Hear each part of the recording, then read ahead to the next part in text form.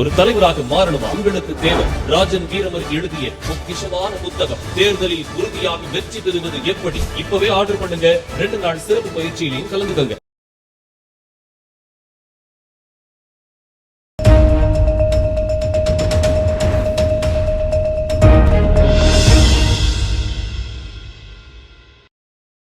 தினமலர் நேயர்களுக்கு வணக்கம். ராஜ வீரமர் எழுதிய தேர்தலில் உறுதியாக வெற்றி பெறுவது எப்படி வழங்கும் உரைகள் நிகழ்ச்சிக்கு உங்களை வரவேற்கிறோம்.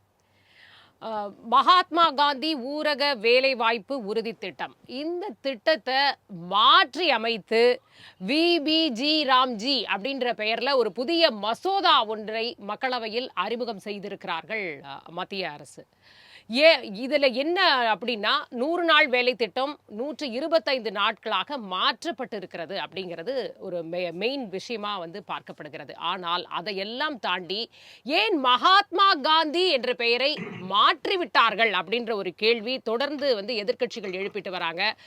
மகாத்மா காந்தினாவே பிடிக்காதா, காந்தினாவே பிடிக்காதான்லாம் கூட நாடாளுமன்றத்தில் பேசும்பொழுது, மக்களவையில் பேசும்போது காங்கிரஸ் கட்சி உறுப்பினர்கள்லாம் கேட்டிருக்காங்க. அந்த பேரே மாத்தி, அது காந்தினாவே ஒரு அலர்ஜி ஆகி அந்த பேரை மாத்திருக்கீங்களா, அது பதிலாக ராம்ன்றது நீங்க எதை நினைச்சு வச்சிருக்கீங்க அப்படின்ற மாதிரி பல கேள்விகள் எழுப்பப்படுகிறது. அதையும் தாண்டி இந்த திட்டத்தை இவ்வளவு நாளாக பங்களிப்பு மத்திய அரசிடமிருந்து முழுமையான பங்களிப்பு இருந்ததை இப்ப மாநில அரசு 40%, மத்திய அரசு 60% என்று மாற்றி அமைத்திருக்கிறார்கள்.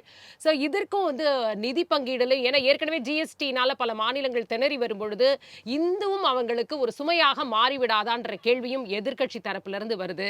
தமிழகத்திலிருந்தும் குரல் தொடர்ந்து எழுப்பப்பட்டு வருகிறது. முதலமைச்சர் இன்னைக்கு கூட ட்வீட் பண்ணியிருக்காங்க. இது தொடர்பாக இந்த திட்டமே முடங்கி போய்விடக்கூடிய சூழல் தமிழகத்தில் ஏற்பட்டிருக்கு அப்படின்ற ஒரு விஷயத்தை அவர் வெளிப்படுத்துகிறார். உண்மையாவே இதுதான் நிலைமையா? ஆனா மத்திய அரசின் தரப்புல சொல்லும்போது இந்த திட்டம் மேம்படுத்தப்பட்டிருக்கிறது, இது விவசாயிகளுக்கும் ஒரு வரப்பிரசாதமாக இந்த திட்டம் மாற்றப்பட்டு இருக்கிறது, இதுக்குள்ள இருக்கிற விஷயங்கள் எல்லாம் பாருங்க அப்படின்னு தொடர்ந்து அவர்கள் தரப்பிலிருந்தும் குரல் வருது. இப்ப யாருடைய குரல் சரியானது? காந்திய அடிகள் அவர்களுடைய பெயரை மாற்றியது அப்படிங்கிறது சரியா இருக்குமா? அதை ஏன் இப்ப செஞ்சாங்க? இதுல என்ன பலன் கிடைத்து விட போகிறது அப்படின்ற கேள்வியும் எழுகிறது. இது அவசியம் தானா இந்த நேரத்துல அப்படின்றதும், ஏன்னா திட்டத்துடைய பலன்கள் வெளியில தெரியாம மாற்றப்பட்டதே இங்க ஒரு பெரிய அரசியலாக மாறிக்கொண்டு இருக்கக்கூடிய ஒரு சூழ்நிலையை பார்க்கிறோம். இது பத்தி தான் இன்னைக்கு நம்ம பேச போறோம்.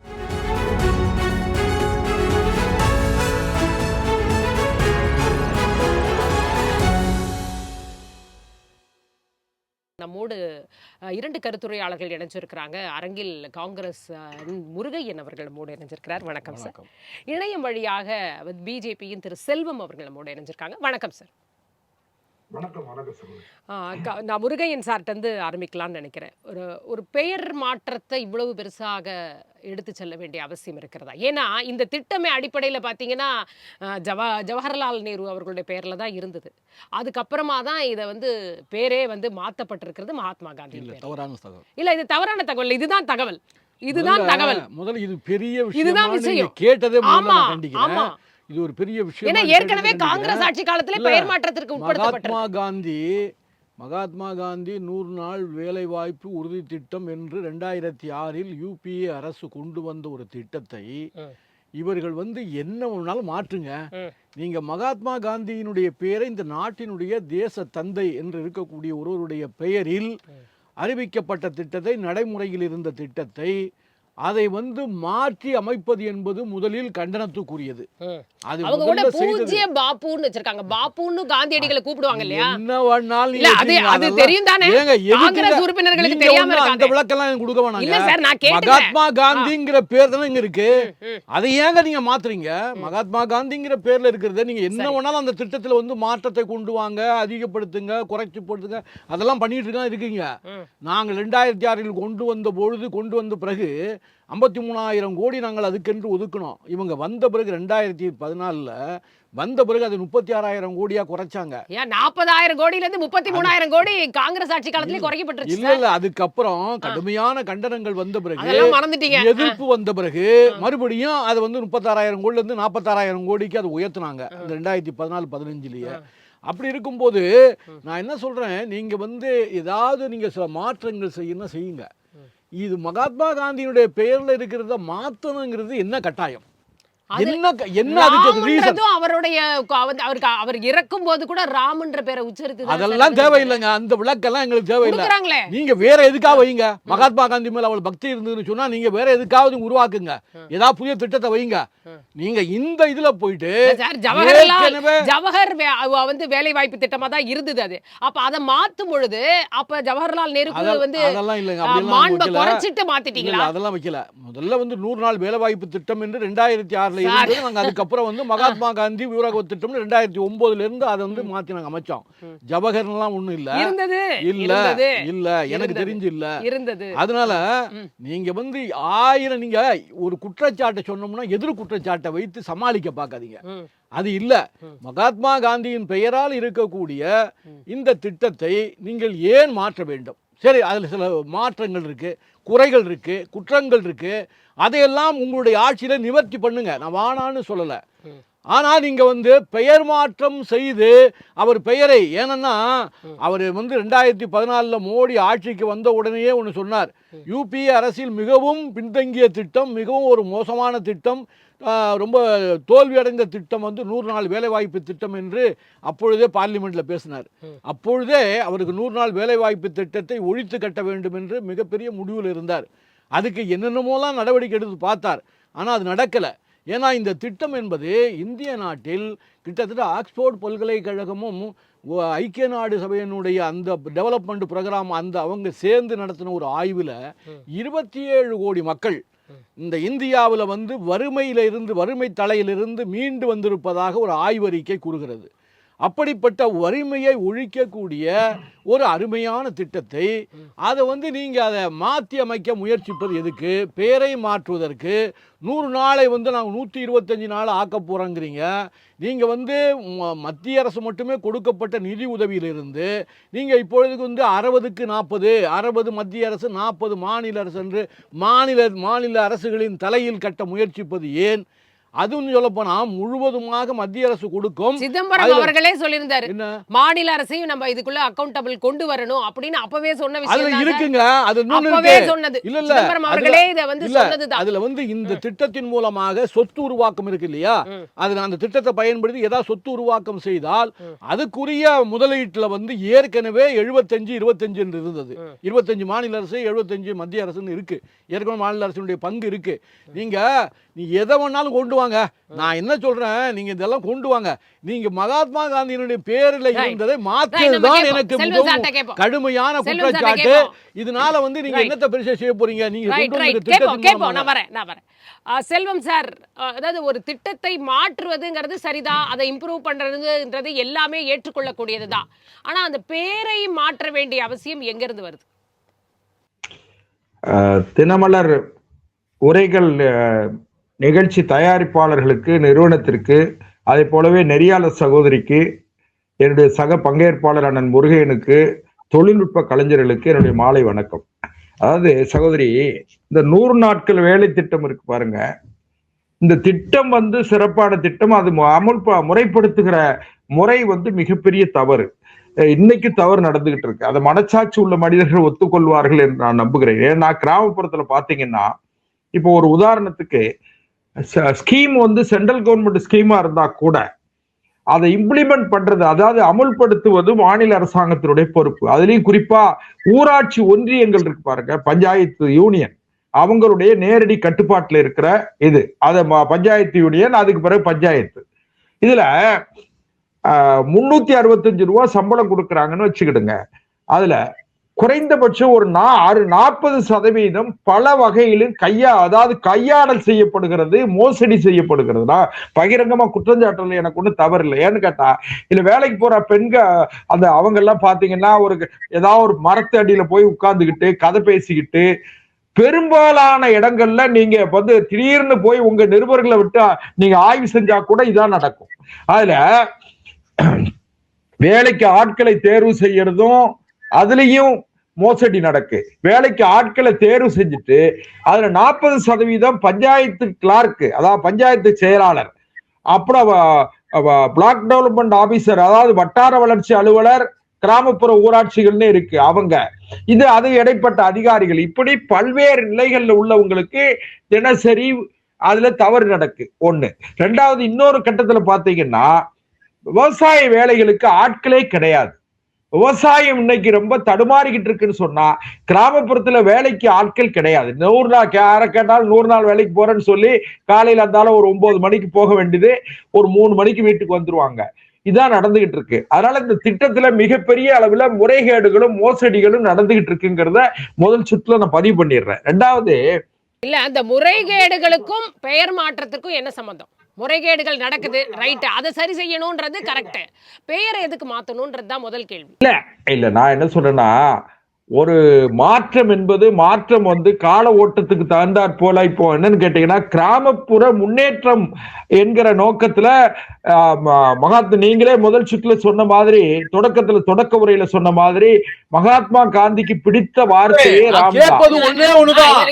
மகாத்மா காந்தியினுடைய பெயரை மாற்றி காலம் மாறிவிட்டதா? ஓ, காந்திக்கு போல கோட்சை திட்டம் வைக்காம தலைவரே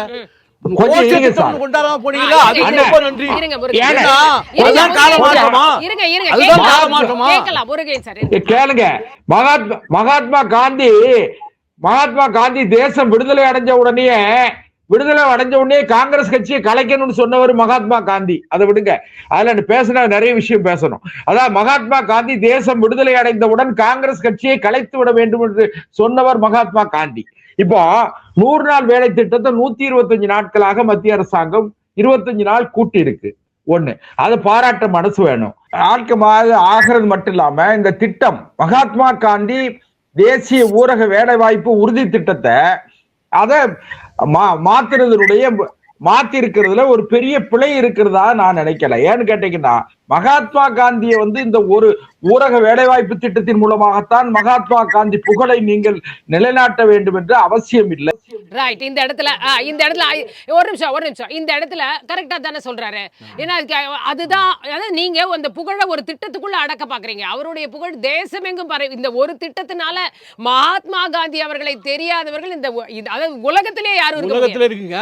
உலகத்திலே இருக்க முடியாது. கொண்டு வராம இருந்தா ஒண்ணு இல்ல. இந்த ஒரு திட்டத்துக்குள்ள கொண்டு வராம இருந்துட்டா கூட ஒண்ணும் கவலை இல்ல. அதை பத்தி யாரும் கொச்சையா பேச மாட்டாங்க. ஒரு திட்டத்தை கொண்டு வந்து விட்டு அவர் பேர்ல அதை நான் மாத்திரன்னு சொல்றது அவர் இழிவுபடுத்துவது இல்ல, அவரை கொச்சைப்படுத்துறது இல்ல. அவருடைய புகழுக்கு நீங்க வரலாற்றையே மாற்றி எழுதி விடுவீங்க. ஒரு பெயர் ஒரு திட்டத்துக்கு ஒரு பெயரை வரலாறு ஏன் மாத்தணும்? இந்த நாட்டுக்காக பல ஆண்டு காலம் சிறையில் வாடிய ஒரு தேச தந்தையிலேயே உள்நோக்கம் தானே இது. ஏன்னா ஒரு திட்டத்துக்கு பெயர் மாத்துவாங்கன்ற நீங்க 11 வருஷம் அவர் என்ன சொல்ற இல்ல மினிஸ்டரே என்ன சொல்றாரு, அவர் எங்க மனதில் இருக்கிறார், அவர் நாங்க பெரிய அளவுக்கு மதிச்சிட்டு இருக்கோம், உங்களை காட்டிலும் நாங்கள் அதிகமாக ஏமாற்று வேலை எங்கள்கிட்ட வேண்டாம் சார். நீங்க அதை எடுக்க வேண்டிய கட்டாயம் உங்களுக்கு என்ன வந்தது? அதனால என்ன பாதிப்பு? அவர் மகாத்மா காந்தி தடுத்தாரா? 100 நாளை 125 நாளாக நீங்க மாற்றக்கூடாதுன்னு தடுத்தாரா? மகாத்மா காந்தியினால ஏதாவது பாதிப்பா? அந்த திட்டத்துல இருக்கிற குறைபாடுகள் எல்லாம் சரி நீக்குங்க. நான் என்ன சொல்றேன், குறைபாடுகள் எல்லாம் நீங்க நீக்குங்க, குறைபாடுகளை தவிருங்க. கிரெடிட் அந்த திட்டத்தை கொண்டு வந்தவங்களுக்கு தான் போகும். என்ன பெரிய குறைபாடு? மாற்றிட்டோம்னா இப்ப எந்த அரசு செய்கிறதோ அந்த அரசுக்கு போகும். கிராமப்புற மக்கள் எல்லாம் வேலை இல்லாமல் ஒருவேளை சோற்று கூட வழி இல்லாமல் இருந்த வறுமை கோட்டுக்கு கீழே வாழ்ந்த மக்களை மேலே கொண்டு வர வேண்டும் என்பதற்காக இந்த திட்டத்தின் மூலமாக நாம் ஒதுக்கிய அந்த 50,000 கோயிலிருந்து இந்த ஏதாவது சொத்துக்களை சேர்ப்பதற்காகவோ ஏதாவது பெரிய சாதனை பண்ணுவதற்காக திட்டம் கொண்டு வரப்படவில்லை. கிராமத்து ஏழை எளிய மக்கள் ஒருவேளை சாப்பாடாவது ஒழுங்கா சாப்பிடணும் என்பதற்காக ஒரு இரக்க உணர்வோடு அன்னை சோனியா காந்தி அவர்களும் டாக்டர் மன்மோகன் சிங் போன்றவர்கள் சேர்ந்து எடுத்த முடிவு. இல்ல திட்டத்தை 8.53 லட்சம் கோடி இது என்டிஏ அரசும் அதற்கு ஒதுக்கி இருக்கிறாங்க டோட்டலா இந்த 11 இயர்ஸ். நீங்க இதுவரைக்கும் ஒதுக்குனது நான் ஒத்துக்கிறேன், நான் இல்லன்னு சொல்லல. இன்னும் இந்த திட்டத்தை எடுக்கல, திட்டத்துக்கு நிதி ஒதுக்காம இல்ல. புதுசா கொண்டு வந்திருக்கிறது மாநில அரசுக்கோ அந்த அரசுக்கு கீழே இயங்கக்கூடிய பஞ்சாயத்துகளுக்கோ எந்த அதிகாரமும் இல்லை. எந்த வேலையை செய்ய வேண்டும், யாருக்கு கொடுக்க வேண்டும், எல்லா அதிகாரத்தையும் மத்திய அரசு எடுத்துக்கொண்டு விட்டது. இனிமேல் கொண்டு இப்ப எந்த நீங்க வேலை செய்தாலும் எந்த சார், மாநில அரசு என்ன சார் பண்ணிருக்கு? நீங்க மாநில அரசு மத்திய அரசு சகோதரி அதுல வந்து சகோதரி மாநில இதாவது உரிமைகளையும் பறித்து விட்டார்கள்.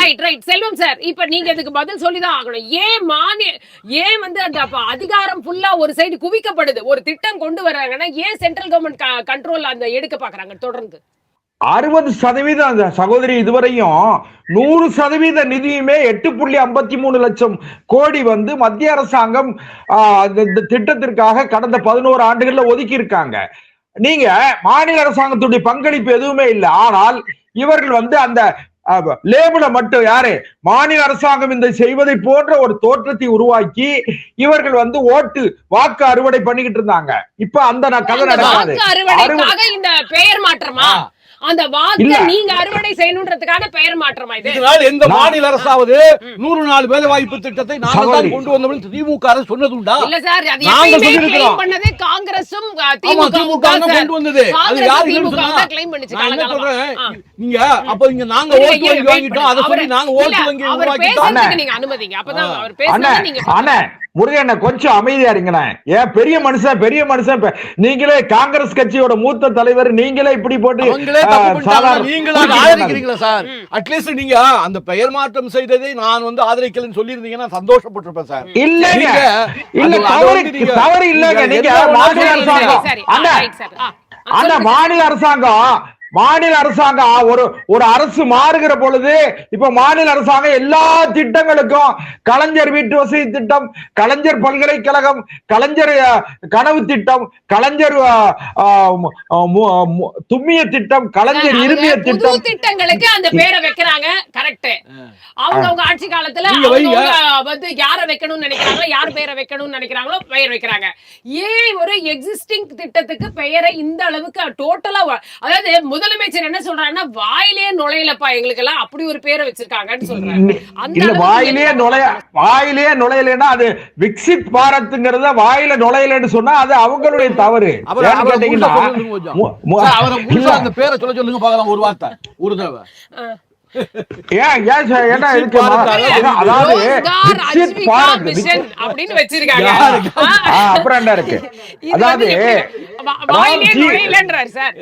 சகோதரி ராம்ஜி தான், ராம்ஜி. அதாவது மகாத்மா காந்தி விரும்பிய ராமருடைய பெயரை வைத்திருக்கிறோம். மகாத்மா காந்தியினுடைய கடைசி காலத்திலே கூட அவர் உயிர் துறக்கும் போது கூட ஹரே ராம் என்றே அவர் உயிர் துறந்தார். அந்த ராமனுடைய பெயரை மகாத்மா காந்தியுடைய ஆன்மா என்ன சொல்லியதோ அதைத்தான் செஞ்சிருக்கோம். ஒண்ணு. ரெண்டாவது, பொதுமக்களுக்கான ஒரு வந்து ஊரக வந்து பொருளாதாரத்தை மேம்படுத்தக்கூடிய ஒரு திட்டம் இது வந்து ஒரு காமனா ஒரு மதசார்பற்ற முறையில இருக்கிறது தானே அந்த பேருக்கே ஒரு கரெக்டா இருக்க முடியும். இப்ப சகோதரி நான் என்ன கேட்டீங்கன்னா, நான் இன்னும் ஒரு விஷயம், நீங்க இதுல போய் மதச்சாயத்தையும் இல்ல மதச்சாயத்தை அரசியல் சாயத்தை பூச வேண்டாங்கிறது என்னோட கருத்து. மத்திய அரசாங்கம் இந்த திட்டத்தில் இப்போ நீங்க வேற ஒண்ணு வேண்டாம், இந்தியன் பீனல் கோடுன்னு இருந்தது. அதாவது சட்டங்கள்ல இந்திய தண்டனை சட்டத்தை இந்தியன் பீனல் கோடுன்னு இருந்தது. அத பாரதிய நியாய சங்கீதான்னு மாத்திருக்காங்க. இதுல என்ன தப்பு இருக்கு? காலம் மாறுகிறது. 1860 இல்ல நான் அத கூட ஏத்துக்கிறேன் சார். இங்கிலீஷ்ல இருந்ததை நீங்க வந்து நம்ம நாட்டுடைய வந்து லாங்குவேஜ்ல மாத்திருக்கீங்க, அத கூட ஏத்துக்க முடியும். ஆனா இது வந்து நம்ம வந்து நாட்டிற்காக போராடிய ஒரு தலைவருடைய பெயர்ல இருந்ததை எதற்காக மாத்தணும்? விருப்பப்படுகிற உங்களாலும் விருப்பப்படுகின்ற ஒரு தலைவர் அவரோட பெயரை மாத்தணும். மகாத்மா காந்தி காங்கிரசுக்கு சொந்தமானவர் இல்லை. மகாத்மா காந்தியை கொண்டாடுகிற உரிமையோ மகாத்மா காந்தியை கொண்டாடுகிற உரிமை காங்கிரஸ் கட்சிக்கு மட்டுமானது கிடையாது. இவங்க சோனியாங்கிறத சோனியா காந்தின்னு வச்சுக்கிட்டாங்க, இந்திரா பிரியதர்சினியை இந்திரா காந்தின்னு வச்சுக்கிட்டாங்க, ராகுல் காந்தின்னு வச்சுக்கிட்டாங்க. அதனால இன்னொன்னு கேளுங்க, இவர்களுக்கும் காந்திங்கிற பெயருக்கு சம்பந்தம் இல்ல. இப்ப என்ன காங்கிரஸ் கட்சிக்கு என்ன கலக்கமும் பயமும் வந்திருக்குன்னு கேட்டீங்கன்னா, காந்தி பேரை எடுத்துட்டதுனால நம்ம குடும்பத்தையும் பேர் மறைஞ்சிருமோன்னு நினைக்கிறாங்க. மகாத்மா காந்தின்னு சொல்லும் போதெல்லாம் சோனியா காந்தின்னு சொல்லிக்கிட்டு இருந்தாங்களோ அது மறைஞ்சிருமோங்கிற பயம் காங்கிரஸ் கட்சிக்கு அண்ணன் முருகையனுக்கு வந்திருக்கு. அதுக்கு நீங்க பயப்படாதீங்க. ஏன்னா காந்திங்கிற பேரு உங்களுக்கு எந்த வகையிலும் சம்பந்தம் இல்லை. பண்டிட் ஜவஹர்லால் நேருடைய பேரை சொல்லுங்க, மோதிலால் நேருடைய பேரை சொல்லுங்க. காந்திங்கிற பேரை நீங்களா வந்து காந்தியினுடைய களவாடி வைத்திருக்கிறார்கள் காங்கிரஸ் கட்சியினர். அதனால நீங்க பேசாதீங்க, தயவுசெய்து ஒண்ணு கேளுங்க. இப்ப 125 நாள் ஆக்கியிருக்காங்க, 125 நாள் ஆக்கியிருக்காங்க. ரெண்டாவது 60க்கு 40 60% தொகையை மத்திய அரசு கொடுக்கும் போது மாநில அரசு 40% கொடுத்தா என்ன? ஏற்கனவே ஜிஎஸ்டி வந்ததுக்கு அப்புறம் நிதி பகிர்வு பத்தி ஒரு பெரிய தொடர்ந்து வந்து ஒரு விவாதம் போய்கிட்டே இருக்கு. மாநிலங்கள் கஷ்டப்படுதுன்னு சொல்றாங்க, நிதி சுமையில இருக்குன்ற விஷயம், நிறைய கடன் வாங்க வேண்டிய நிலைக்கு தள்ளப்பட்டு இருக்காங்க. அப்படி இருக்கும் பொழுது எக்ஸ்ட்ராவா இந்த திட்டத்துக்கான ஒரு சுமையையும் மாநிலங்கள் மீது சுமத்தினா இது எப்படி நியாயமா இருக்க முடியும்? அதனாலதான் தமிழ்நாட்டுல இந்த திட்டம் இருக்குமானே தெரியலன்னு முதல்வர் சொல்றார். சார் சகோதரி ஒண்ணு கேளுங்க, உங்களுக்கு மற்ற விஷயங்களுக்கெல்லாம் நீங்க நினைச்சா வந்து 500 அம்பிங்க 1000 அம்பிங்க இலவச பஸ் சம்பந்தம் இல்லாம, அதாவது அவசியம் இல்லாத திட்டங்களுக்கெல்லாம் நீங்கள் அள்ளி கொடுத்து பேர் வாங்க நினைக்கிறீங்க. இந்த 40% நீங்க கொடுத்துருங்களேன். நீங்க மத்திய அரசாங்கத்தினுடைய பணத்தின் மூலமாக நடக்கிற திட்டத்தினுடைய பயனை அல்லது திட்டத்தின் மூலமாக கிடைக்கிற புகழை மாநில அரசு தனக்காக ஆக்கிக் கொள்ள முயற்சிக்கும் பொழுது இதையே நீங்க வந்து 40% பங்கெடுக்க கூடாது. 40% மாநில அரசுகள், தமிழ்நாடு அரசுக்கு மட்டும் கிடையாது, இந்தியா முழுக்க இருக்கிற அனைத்து மாநிலங்களுக்கு தான். ஓகே ஓகே, அதாவது நீங்க முறைகேடுகள் நடந்தா சரி பண்ணுங்க அப்படின்னு சொல்றீங்க. முறைகேடுகள் நடக்கிற இடம் எங்க இருக்கு? மாநிலங்களுடைய கண்ட்ரோல்ல நிறைய விஷயங்கள் இருக்கும் பொழுது அங்க முறைகேடுகள் நடக்குது. அப்ப அந்த முறைகேடுகள் நடக்க கூடாதுன்னா அந்த கண்ட்ரோல் வந்து வேற ஒரு இடத்துக்கு போக வேண்டிய அவசியம். நீங்க எந்த மாநிலத்துல என்ன முறைகேடு நடக்கல? இந்த இதே 100 நாள் வேலை வாய்ப்பு திட்டத்துல நிறைய டைம் இத பத்தி நம்ம வந்து பேசியே இருப்போம். நீங்களுமே விவாதத்துல கலந்துட்டு இருப்பீங்க. மன்னரேகால நிறைய வந்து ஹோல்ஸ் இருக்கு, அதெல்லாம் இருக்கலாங்க, இருக்கு. அப்ப நான் வந்து மத்திய பிரதேசத்துல உள்துறை அந்த விவசாயத்துறை அமைச்சருடைய மகனே 6000 கோடி வந்து 600 கோடியை வந்து இந்த ஊரக வேலை வாய்ப்பு திட்டத்துல ஊழல் பண்ணதாக ரிப்போர்ட் நேரடியா வங்கியில போடுறது, நேரடியா பணத்தை கொடுக்காம வங்கியில வந்து அவங்க பேர்ல வங்கியில போடுறோம் இல்லையா, அந்த மாதிரி வந்து நீங்க சிஸ்டத்தை வந்து எல்லாம் மாத்துங்க. அது வந்து பணத்தை வந்து நேரடியா அவர்களுக்கு மக்களுக்கு போய் மத்திய அரசும் நிதி பகிர்வு மத்திய அரசும் நிதி பகிர்வு செய்ய வேண்டியிருக்கு. மாநிலங்கள்ட்ட வர்ற வருவாயை வச்சுதான் அந்த நிதி பகிர்வு பண்ண வேண்டியிருக்கு. இருக்கும்போது ஃபுல் பொறுப்பு, அதுவும் நிறைய வந்து ஊழல் நடக்குது அப்படின்னு தெரிஞ்சு அதை கண்ட்ரோல் பண்ண நினைக்காத அரசுகள் இருக்கும் பொழுது அப்ப ஏன் அந்த பொறுப்பு அவங்க கிட்ட கொடுக்க கூடாது? நீங்க 40% பண்ணுங்க. ஏற்கனவே ஜிஎஸ்டிங்கிற பேர்ல வந்து ஒட்டுமொத்தமா தமிழ் மாநிலங்களுக்கு வந்து என்ன பெரிய வரி வருவாய் இல்லாத அளவுக்கு எல்லாம் நம்ம வரி வசூல் பண்றோம் இல்லைங்களா? அப்புறம் அது இல்லாம தனியா ஏதோ இன்னொரு வரி இருக்கு பாருங்க, அதை போட்டு நம்ம அது வந்து மாநிலங்களுக்கு பங்கே கொடுக்காம அதுல இருந்து நீங்க வசூல் பண்றீங்க. பல கிளாரிஃபிகேஷன் கொடுத்துட்டாங்க. அதெல்லாம் 50 அப்படியே தந்துறோம். இதுல இந்த 50ல நாங்க பிரிச்சு அதுல தான் நாங்க பிரிச்சு தரோம். எல்லாம் கிளியரா சொல்லிட்டாங்க. பல தடவை ஜிஎஸ்டிக்கு வழக்கம் அளிக்கப்பட்டது. இல்ல ஜிஎஸ்டி நீங்க வந்து வசூல் பண்றீங்க, அதுல இருந்து நாங்க வாங்குறதுக்கு தாளம் போடுறாங்க. மாநிலங்கள் வந்து அதை பெற்றுக்கொள்வதற்கு எவ்வளவோ கஷ்டப்படுறாங்க. அது வந்து முறையோட நீங்க கொடுக்கிறதுக்கு விரும்பல. கரெக்ட்டா கொடுத்துட்டாங்க. அது வந்து அந்த டெவல்யூஷன் வந்து ரொம்ப கிளியரா ரொம்ப டிரான்ஸ்பரண்டா அது வந்து லிஸ்ட்லயே வருது. 3-4 மாசத்துல நாங்க கொடுத்துட்டோம். என்ன கேக்குறேன், ஒரு 10-20 பணக்கார வர்க்கம் ஒரு பெரிய பண முதலாளிகளுக்கு 16 லட்சம் கோடியை நீங்க தள்ளுபடி பண்ணுவீங்க. 16 லட்சம் கோடி தள்ளுபடி பண்ணுவீங்க. ஆனா இதுல ஒரு 50,000 கோடி 40,000 கோடி ஒரு ஏழை எளிய மக்களுக்கு போய் சேர்ற பணத்தை இல்ல அதுல ஊழல் நடுவுல இருக்கிறவங்க ஊழல் பண்றதுனால யாருக்கு போய் சேரணுமோ அவங்களுக்கு சரியா போய் சேராததான பிரச்சனை. ஓஹோ, நீங்க இந்த திட்டத்தை பேரை மாத்தின உடனே ஊழல் நடக்காதோ? திட்டத்தை பேரை மாத்திட்டா ஊழல் நடக்காது. ஏங்க நீங்க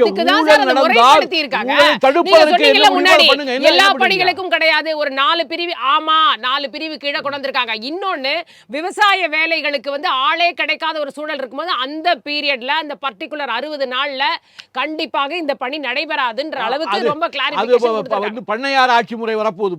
பண்ணையார் ஆட்சி முறை வரப்போகுது. அந்த நேரத்துல வந்து பெரிய பணக்காரன் வந்து இப்ப இந்த சம்பளத்தை கொடுக்க மாட்டான். நீங்க போட்ட ரோடுக்கே 100 நாள் வேலை வாய்ப்பு திட்டம். ஏற்கனவே போட்ட ரோடு குளத்தை சீரமைச்ச குளத்துக்கே ஒரு அந்த மாதிரி வேலை. ஒரு 2 மாதத்துக்கு வந்து இதை நிறுத்தி வைப்போம் அப்படின்னு சொல்லும் போது அவன் என்ன பண்ணுவான், 350 ரூபான்னு சொன்னா 200 ரூபா கொடுக்குறம்மா, அதுக்கு மேல கேட்டா போயா வேலை இல்லை வீட்டுக்கு போமா. ஒரு முன்ன என்ன பண்ணுவாங்க, அவன் சம்பளம் சரியா கொடுக்கலன்னு சொன்னா போயா நான் 100 நாள் வேலை சொன்னாங்க. அந்த வாய்ப்பை நீங்க வந்து மறைக்கிறீங்க, அந்த வாய்ப்பை மாற்றி அமைக்கிறீங்க. அந்த வேலைக்காக அப்ளை பண்ணியிருந்தால் அதுக்கான படியை மாநில அரசு கொடுக்கணும். அவங்களுக்கு வேலை கொடுக்காத பட்சத்துல அது இருக்கு, அது இப்ப இல்ல, ஏற்கனவே இருக்கு, அது மாநில அரசு கொடுக்கணும்னு சொல்லிட்டுப்பா. அதுதான் ஏற்கனவே இருக்கு, இப்ப மாநில அரசு கொடுக்கணும் இல்ல. அதுதான் எல்லாமே மாநில அரசு மேல தள்ள போடுறீங்க. 60க்கு 40% கொடுக்கணும்னு ஒண்ணு பண்ணிட்டீங்க. வேலை கேட்டு இப்ப உங்களுடைய கண்காணிப்பு கரெக்டா வரும்ல. எல்லாம் நீங்க சொல்ற மத்திய பிரதேசம் ஆகட்டும், இங்க தமிழகம் ஆகட்டும், எல்லாருமே இப்ப நான் 40% நான் ஒரு இடத்துல போடுறேன்னா நான் எப்படி கண்காணிக்கணும் அந்த வேலையை? இல்ல இல்ல இல்ல, இப்ப அப்ப அந்த கண்காணிப்பு வரும். அப்ப கரெக்டா வேலை நடக்கும். யாருக்கு போய் சேரணுமோ அவங்களுக்கு போய் சேரும், நடுவுல இருக்கிறவங்களுக்கு போகாது. இதெல்லாம் இப்படிதானே சார் ஒரு ஊழல் சரி பண்ண முடியும்? மாநில அரசு மேல வந்து பழியை போட்டு பலுவை தூக்கி வைப்பதற்கு இது மாதிரி காரண காரியங்கள்லாம் சொல்லிட்டு இருக்கிறீங்க. 100 நாள் வேலை வாய்ப்பு திட்டத்துல வந்து ஏழை எளிய மக்களுக்காக கொண்டு வரப்பட்ட திட்டத்துல நீங்க அதுல ஊழல் நடக்குது, அது முறைகேடு நடக்குது, அதெல்லாம் எல்லா திட்டங்கள்லையும் கொஞ்சம் முறைகேடு இருக்கதான் செய்யுது, நான் இல்லைன்னு சொல்லலை, அதெல்லாம் நடக்க தான் செய்யும். அதை வந்து எந்த அளவுக்கு முடியுமோ அந்த அளவுக்கு அதை திருத்தி அமைக்க வேண்டும் அல்லது அதை மாற்றி அமைக்க வேண்டும். அதுக்கான முயற்சிகளை பண்ணுங்க, நான் வேணான்னு சொல்ல. அதுக்காக திட்டத்தின் பெயரை நான் மாற்றி விட்டேன். எனவே யாரும் எந்த ஊழலும் பண்ணக்கூடாது, யாரும் எந்த தவறும் நடக்காது.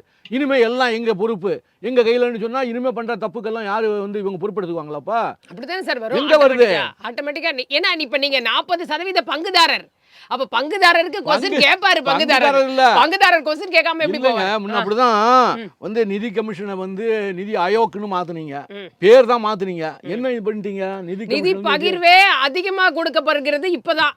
அந்த பர்சன்டேஜ் உயர்த்தினதே மோடி அரசு காலத்துல தான். இல்ல இல்ல இல்ல, பர்சன்டேஜ் நீங்க காங்கிரஸ் காலத்துல இல்ல இல்ல இல்ல, அது 41 38ல இருந்து 41ன்னு சொன்னாங்க. ஆனா அந்த அளவுக்கு குடுக்குறது கிடையாது. என்ன சார் அந்த அளவுக்கு குடுக்குறது கிடையாது. இப்படி ஒரு பிம்பத்தை, இப்படி ஒரு போலியான தகவல்களை வளர்கின்ற பொருளாதாரத்துல வந்து எல்லா வரியையும் அதெல்லாம் இல்லாம 16% வளர்ச்சி வந்துருச்சு தமிழகத்துக்கு. முன்னால் பணமே கிடைக்காம தமிழகம் 16% வளர்ச்சி போன ஆண்டை விட இந்த ஆண்டு அப்படியே வந்துருச்சா, தானா வந்துருச்சா? தமிழக மக்களுடைய வளர்ச்சிக்கு வந்து அந்த மக்களுடைய முன்னேற்றம் முயற்சியும் முக்கியமான காரணங்க. கண்டிப்பா அரசினுடைய காரணம் ஒண்ணு, அந்த மக்களே வந்து தான் முன்னேற வேண்டும் என்ற முயற்சி இருக்கிறது, அதுவும் ஒரு முக்கியமான காரணம். மத்திய அரசாங்கம் மாநில அரசை எவ்வளவுதான் புறக்கணித்தாலும், எவ்வளவுதான் வந்து நமக்கு நிதி சுமையை உருவாக்கினாலும், ஆனா தமிழ்நாடு வந்து பொருளாதாரத்தில் முன்னேறி கொண்டுதான் இருக்கிறது. இன்னைக்கு நேற்று இல்ல, பெருந்தலைவர் காமராஜர் காலத்திலிருந்து இந்தியாவிலிருந்து ஒரு மாறுபட்ட மாநிலம் தமிழ்நாடு.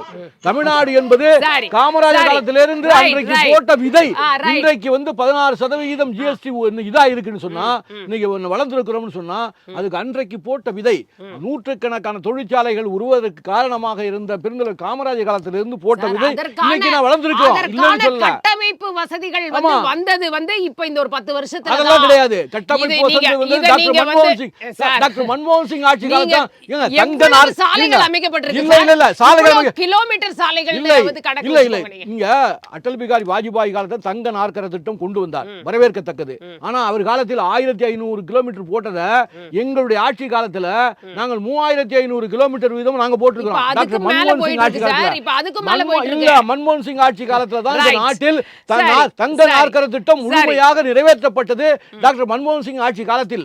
அந்த பொற்காலத்தில் ஏற்பட்ட அந்த முயற்சியின் காரணமாக தான் இங்க பல தொழிற்சாலைகள் வருவதற்கு காரணமா இருந்தது.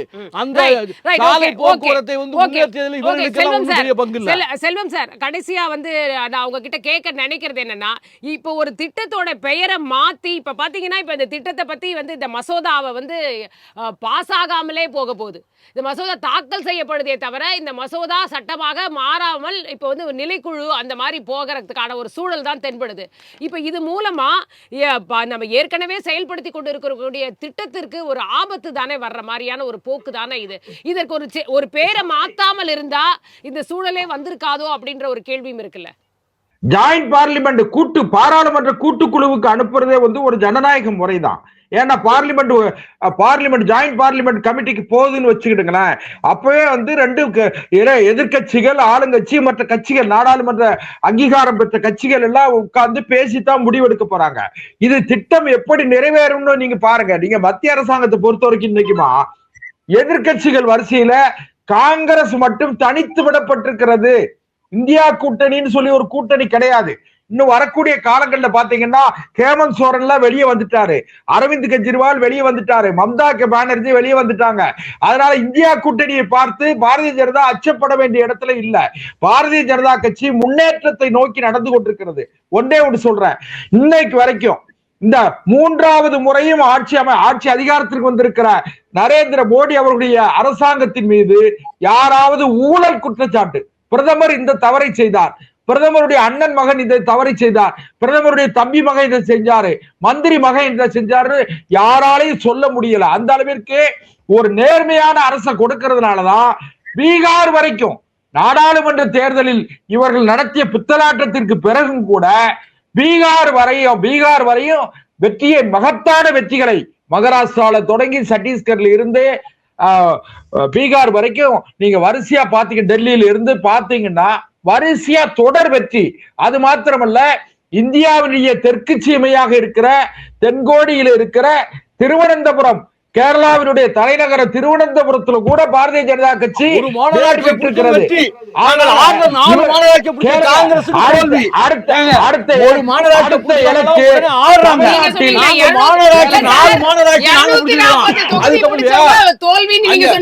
அங்க வந்து அதிகபட்சமான வாக்குகளை பெற்றது காங்கிரஸ், 2வது கம்யூனிஸ்ட், 3வது பிஜேபி வந்து ஒரு 7%. நாங்க 37% ஓட்டுகளை பெற்றிருக்கிறோம். தமிழ்நாட்டுல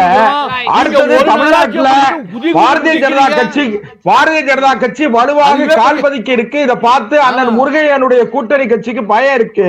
அண்ணன் முருகையனை கூட ஒரு மாசம் கழிச்சு பிறகு பாருங்க, அண்ணன் முருகையனை கூட மாநில அரசாங்கத்தை எதிர்த்து பேச வேண்டிய ஒரு கட்டாயமும் தர்ம சங்கடமும் அவருக்கு ஏற்பட போகுதா பாத்துக்கிட்டே இருக்கு. பேச வேண்டிய கட்டாயம், எதிர்த்து பேச வேண்டிய ஒரு தவறுகள் நடந்தால் எதிர்த்து பேச நாடாளுமன்ற நிலைக்குழுவுக்கு தான் அனுப்புவாங்க அப்படின்னு தான் நம்ம புரிந்து கொள்ள முடிகிறது. பார்க்கலாம் அங்கு என்ன தீர்வு கிடைக்கிறதுன்னு. கருத்துக்களை பகிர்ந்து கொண்ட உங்கள் இருவருக்குமே மிக்க நன்றி. வணக்கம்.